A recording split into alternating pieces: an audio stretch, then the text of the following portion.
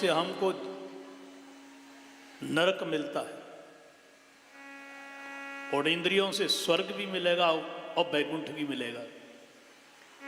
जैसे बिजली से ठंडी ठंडी हवा भी मिलती है और बिजली के करंट से हमको अग्नि भी मिल जाती है। हीटर के तार जोड़ दो तो अग्नि, और एसी के फ्रिज के तार जोड़ दिए तो ठंडी बर्फ भी जम जाती है फ्रिज में। तो बस इसी प्रकार से इन इंद्रियों को आपने यदि विषय में लगा दिया, इन्हीं आंखों से दुनिया को देखा तो ये पाप है, कुदृष्टि से देखा तो नरक मिलेगा, और इन्हीं आंखों से भगवान के दर्शन करे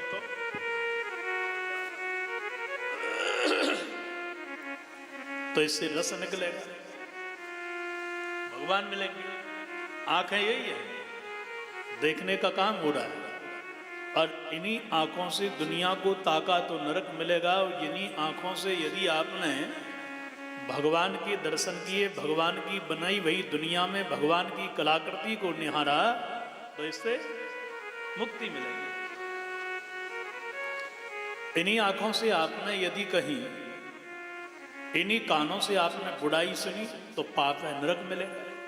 और इन्हीं कानों से भगवान की कथा सुन रहे हैं तो रस बरस रहा है, वाह, कहते हो रस, क्या आनंद आ रहा है। और थोड़ी देर के लिए झगड़ा हो जाए, लड़ाई हो जाए, अच्छा लगेगा? अच्छा मानो लगेगा। देवरानी जेठानी से, सास से यदि लड़ाई है, और यदि ये लड़ाई परमानेंट बहुत समय के लिए यदि हो जाए तो तुमको बुरा लगेगा कि नहीं लगेगा? बताओ। बस ऊब गए इस लड़ाई से। अब ये जहर ऐसा बढ़ता है कि जहर विनाश की ओर ले जाता है। कानों से गोविंद की कथा सुनना माने रस निकल रहा है, और निंदा सुनना माने जहर निकल रहा है। इन हाथों से गोविंद की सेवा करो, ये रस पैदा हो रहा है, और इन्हीं हाथों से किसी को कष्ट दो तो यह है जहर। बस समझ लो, ये दसों इंद्रियों से, 11वें मन से ये गोविंद का जो रस निकल रहा है, प्रेम निकल रहा है, यह एकत्रित तो हो जाए, इसी का नाम है रास। आंखों से दर्शन करें, कितना सुख मिलता है? मिलता है कि नहीं मिलता है?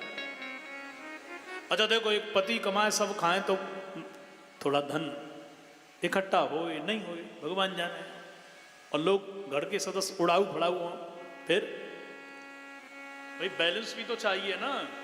बेटी का बेटा का विवाह कैसे करोगे? समय पर सबको भी देखना भी तो है ना, है क्या नहीं? बोलो, आया खर्च हो गया, पुण्य किए पाप करने लगे, आया और खर्च हो गया। हम तो बहुत पुण्य करते हैं पर महाराज कुछ फिर भी परेशान है, क्योंकि तुम पाप छोड़ रहे हो कि नहीं? पुण्य कमा रहे हो पर पाप भी तो कर रहे हो ना।